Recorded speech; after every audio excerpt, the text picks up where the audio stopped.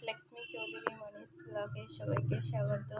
তোমরা দেখতে পাচ্ছ এখানে আমি বাটিতে দুধ দিয়ে দিয়েছি কতটা, আর এর ভেতরে অনেক কিছুই দেবো একটু দুধটা গরম হলে।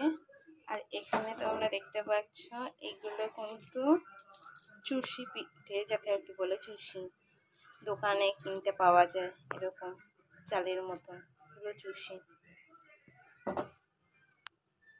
দুধের ভেতরে আমি দিয়ে দেবো কাজু আর দিয়ে দেবো কিছুটা কিশমিশ।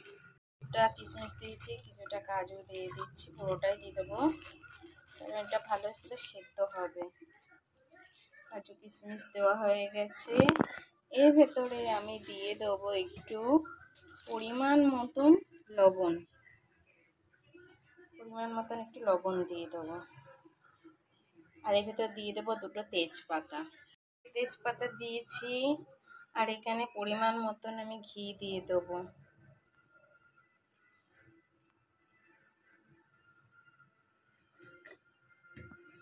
এবারে জাস্ট এটাকে ভালো করে দুধের সাথে মিশিয়ে নিতে হবে, নিয়ে দুধটাকে ভালো করে জাল দিতে হবে।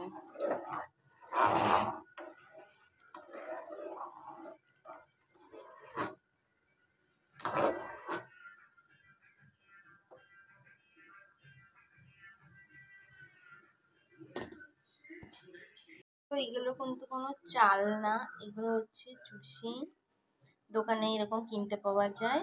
তো এটাকে আমি একটু ধুয়ে নিয়েছি।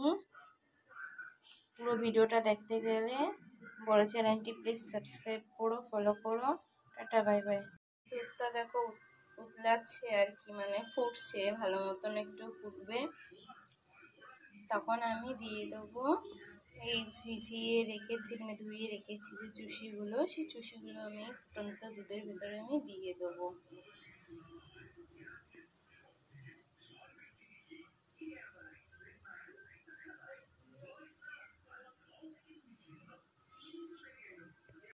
তো দেখো দুধটা উতলে গেছে। এবার আমি হচ্ছে এই ধুয়ে রাখা চুষিগুলোকে আমি এই দুধের ভেতরে আমি ততক্ষণ দিয়ে দিচ্ছি। প্রত্যেকটা ধুয়ে রাখা চুষিগুলো কিন্তু আমি অলরেডি দিয়ে দিয়েছি দুধের ভেতরে, কিন্তু দুধটাকে ভালো করে নাড়তে হবে, কারণ এটা যাতে লেগে না যায় সেটা দেখতে হবে। আর এটা বেশিক্ষণ লাগে না হতে, গলা পেকে যাবে যদি না নাড়ো, তাহলে সলা সলা হবে না। আর নেড়ে নেড়ে দিলে একটু সলা সলা থাকবে, বেশ বড় বড় হবে, আর খুব সুন্দর গলেও যাবে, খেতে খুব টেস্ট হয়। গলা পাকিয়ে গেছে একটা, এটাকে ভালো করে নেড়ে দিলেই ছাড়িয়ে যাবে।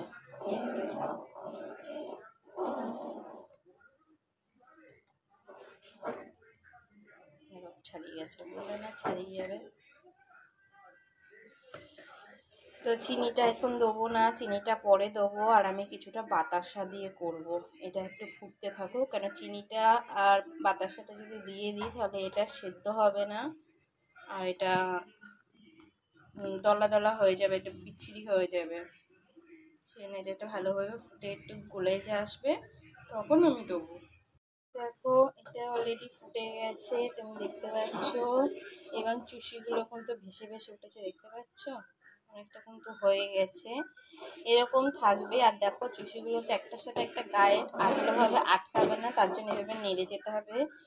এই জন্য ঘিটা আগে দিতে হবে, ঘিটা দিলে এরকম আটকে যাবে না।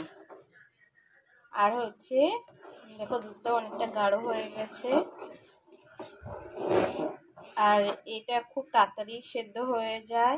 এগুলো সলা সলাই ভালো লাগে, এরকম টাইপেরই ভালো লাগে, বাট কাঁঠালো হয়ে গেলে একদম খেতে ভালো লাগবে না। তো এই জন্য এটাকে ভালোভাবে নাড়তে হবে। এবার এইরকম পর্যায়ে যখন দেখো অর্ধেক সেদ্ধ টাইপের, এখন তো দেখেই বুঝতে পারছো হয়ে গেছে, এই পর্যায়ে এলে তখন আমি এখানে চিনি দেবো, পরিমাণ মতন আমি চিনি দিয়ে দেবো এর ভেতরে।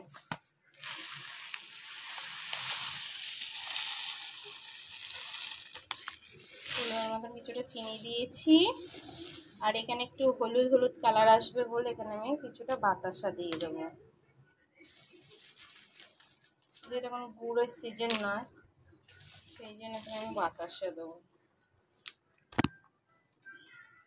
যে চিনিটা দেওয়া হয়েছে এই জন্য এখন আরো বারবার করে নাড়তে হবে, কারণ এটা আঠালো টাইপের হয়ে যাবে, গাঢ় হয়ে যাবে। সেই জন্য এটাকে নেড়ে যেতে হবে, নেড়ে গেলে ঝরঝর থাকবে।